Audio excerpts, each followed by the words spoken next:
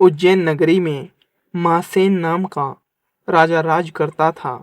उसके राज्य में वासुदेव शर्मा नाम का एक ब्राह्मण रहता था, जिसे गुणाकर नाम का बेटा था।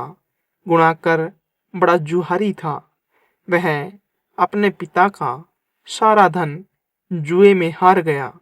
ब्राह्मण ने उसे घर से निकाल दिया। वह दूसरे नगर में पहुंचा। वहां उसे एक योगी मिला। उसे हैरान देखकर उसने कारण पूछा तो उसने सब बता दिया।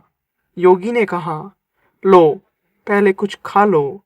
गुणाकर ने जवाब दिया, मैं ब्राह्मण का बेटा हूँ, आपकी भिक्षा कैसे खा सकता हूँ। इतना सुनकर योगी ने सिद्धि को याद किया। वह आई। योगी ने उससे आवभगत करने को कहा। सिद्धि ने एक सोने का महल बनवाया और गुणाकर उसमें रात को अच्छी तरह से रहा। सवेरे उठते ही उसने देखा कि महल आदि कुछ भी नहीं है। उसने योगी से कहा, महाराज, उस स्त्री के बिना अब मैं नहीं रह सकता। योगी ने कहा, वह तुम्हें एक विद्या प्राप्त करने से मिलेगी और वह विद्या जल के अंदर खड़े होकर मंत्र जपने से मिलेगी। लेकिन वह लड़की तुम्हें मेरी सिद्धि से मिल सकती है, तो तुम विद्या प्राप्त करके क्या करोगे? गुणाकर ने कहा, नहीं, मैं स्वयं वैसा करूंगा। योगी बोला, कहीं ऐसा न हो कि तुम विद्या प्राप्त न कर पाओ और मेरी सिद्धि भी नष्ट हो जाए। परंतु गुणाकर नहीं माना।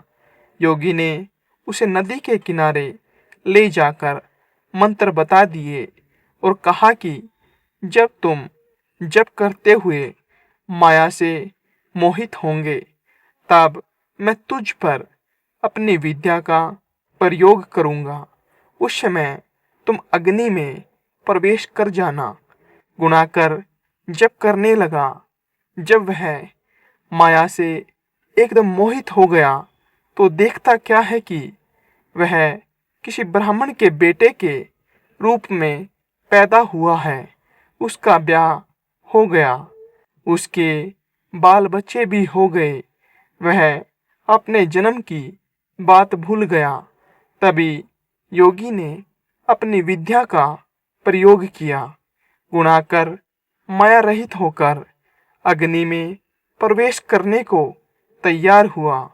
उसी समय उसने देखा कि उसे मरता देख उसके माँ बाप और दूसरे लोग रो रहे हैं और उसे आग में जाने से रोक रहे हैं।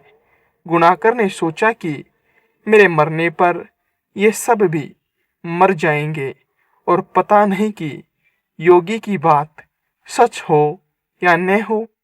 इस तरह सोचता हुआ वह आग में घुसा। तब आग ठंडी हो गई और माया भी शांत हो गई। गुणाकर चकित होकर योगी के पास आया और उसे सारा हाल बता दिया। योगी ने कहा, मालूम होता है कि तुम्हारे करने में कोई कसर रह गई। योगी ने स्वयं सिद्धि को याद किया, लेकिन वह नहीं आई। इस तरह योगी और गुणाकर दोनों की विद्या नष्ट हो गई। इतनी कथा कहकर बेताल ने पूछा, राजन, यह बताओ कि दोनों की विद्या क्यों नष्ट हो गई? राजा बोला, इसका जवाब साफ है। निर्मल और शुद्ध संकल्प करने से ही सिद्धि प्राप्त होती है। गुणाकर के दिल में शंका हुई कि पता नहीं योगी की बात सच होगी या नहीं। योगी की विद्या इसलिए नष्ट हुई कि उसने अपात्र को विद्या दी। राजा का उत्तर सुनकर बेताल फिर पेड़ पर जा लटका। राजा वहां गया और उसे लेकर दोबारा चला तो उसने 19वीं कहानी सुनाना शुरू किया, जो आपको अगली वीडियो में सुनने को मिलेगी।